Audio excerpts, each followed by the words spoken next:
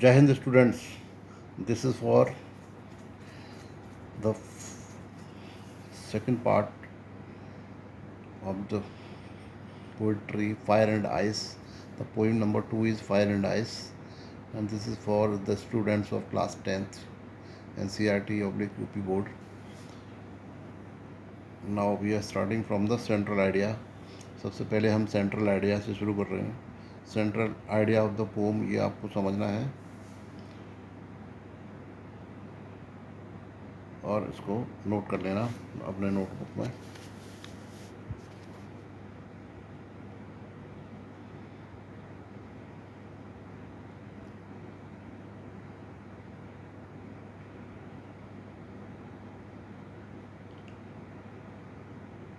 अभी साफ दिखाई दे रहा होगा, क्लियर है, I think it is clear.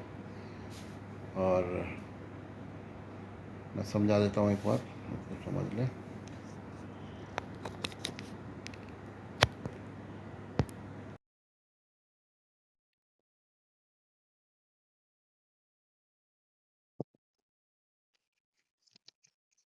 Central idea. The poet has tried to bring the difference between fire and ice, which represent two different kinds of people.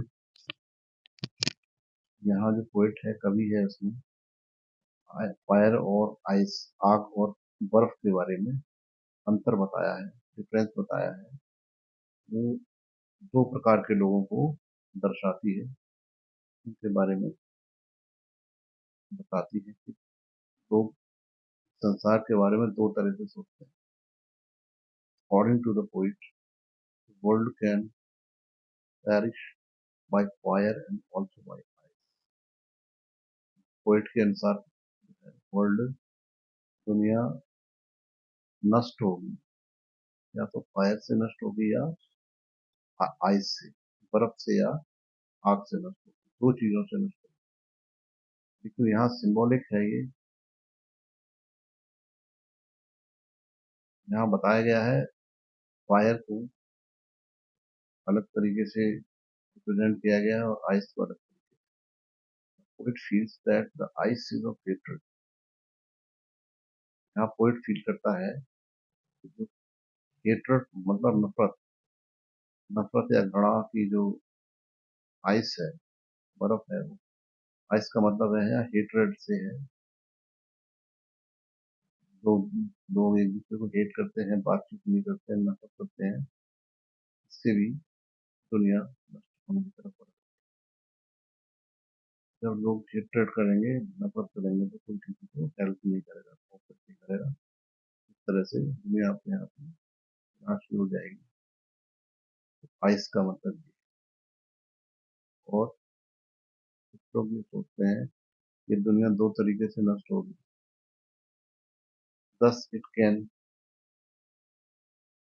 Perish twice. दो प्रकार से नष्ट होगी, दो बार में नष्ट हो सकती है, या दो तरीके से.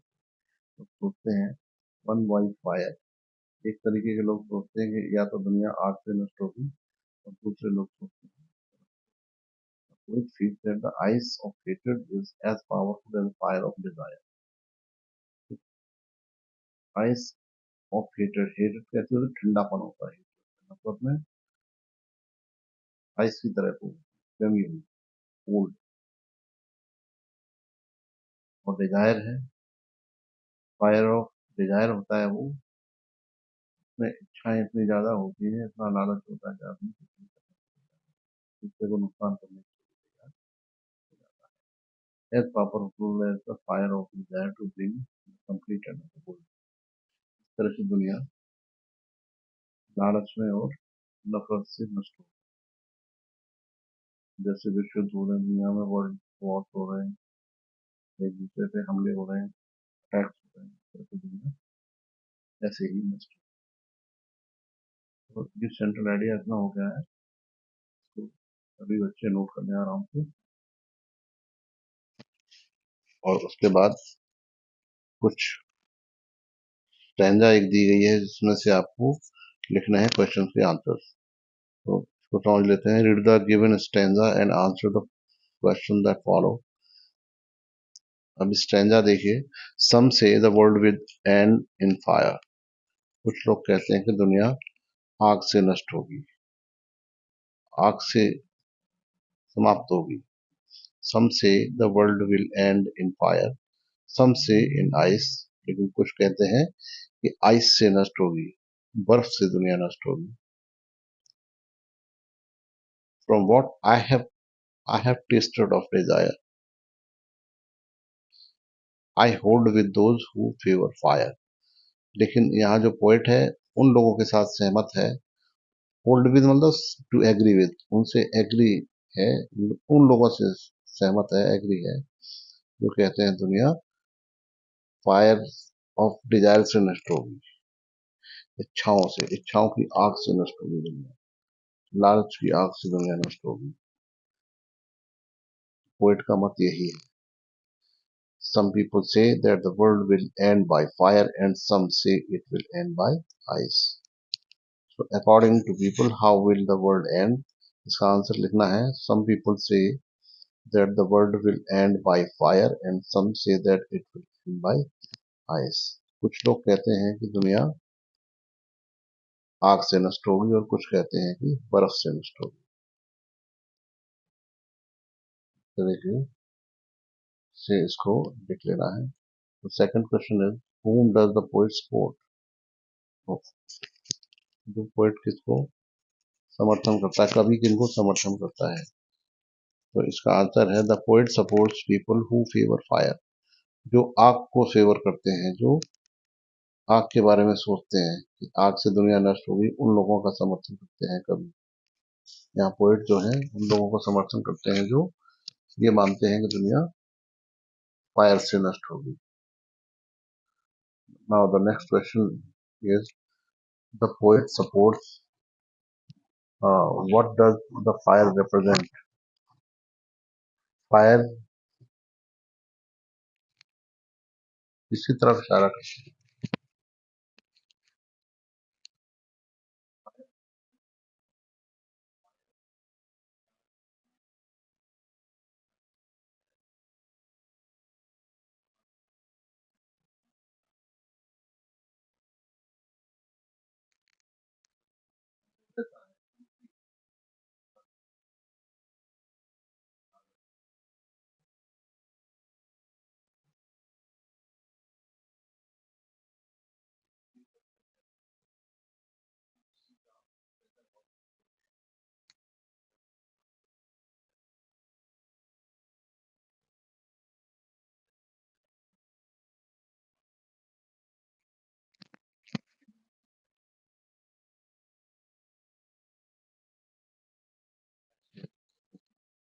एक और दी गई है, इसको ध्यान से देखिए। Standard number 2, but it had to perish twice. I think I know enough of it. लेकिन दुनिया दो बार नष्ट हो, ऐसा लोग मानते हैं। I think I know enough of it. मैं पोएट कहता है, मैं जानता हूँ कि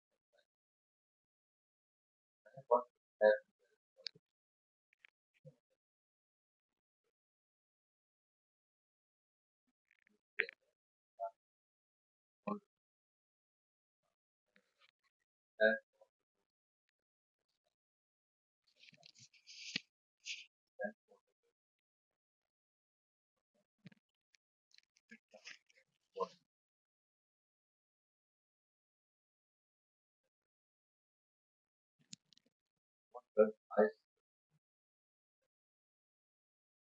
try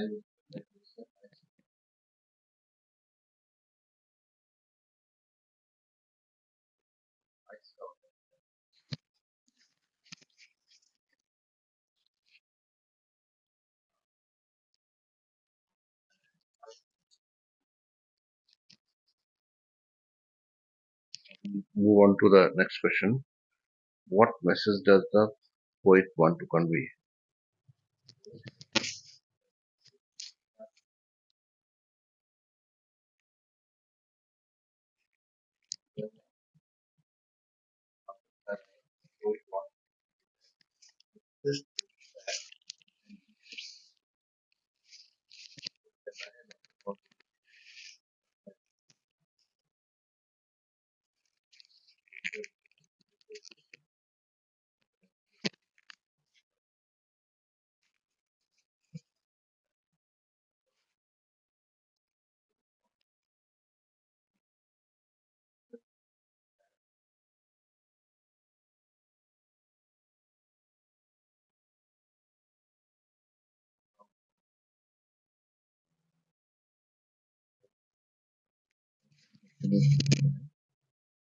दोनों स्टेंजा है और सेंट्रल आइडिया है, जो बहुत इम्पोर्टेंट है और ये एग्जाम पैटर्न पे ही है। एग्जाम्स आपके हाफ ईयरली ईयरली होते हैं, एनुअल एग्जाम्स होते हैं, उसमें भी इस तरह के क्वेश्चन आते हैं। पूरे एग्जामिनेशन में भी आते हैं और होम एग्जामिनेशन में भी क्वेश्चन स्टेंजा से आपको निकालना पड़ता है आंसर। और सेंट्रल आइडिया जो है, सेंट्रल आइडिया भी बहुत मस्त है। यहाँ सेंट्रल आइडिया भी दिया है, देखिए ये रहा सेंट्रल आइडिया, तो ये आपको लेना है, याद कर लेना है,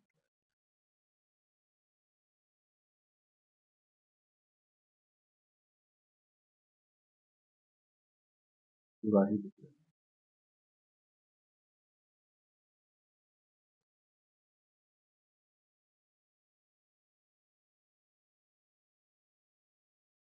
without spelling mistake.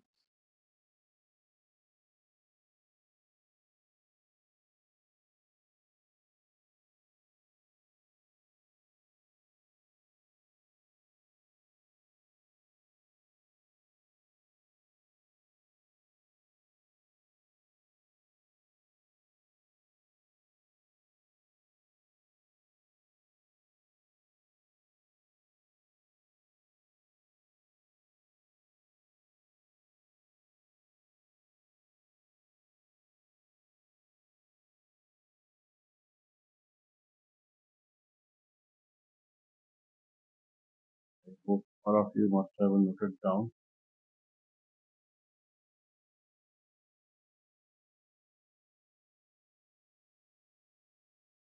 Okay, all the best.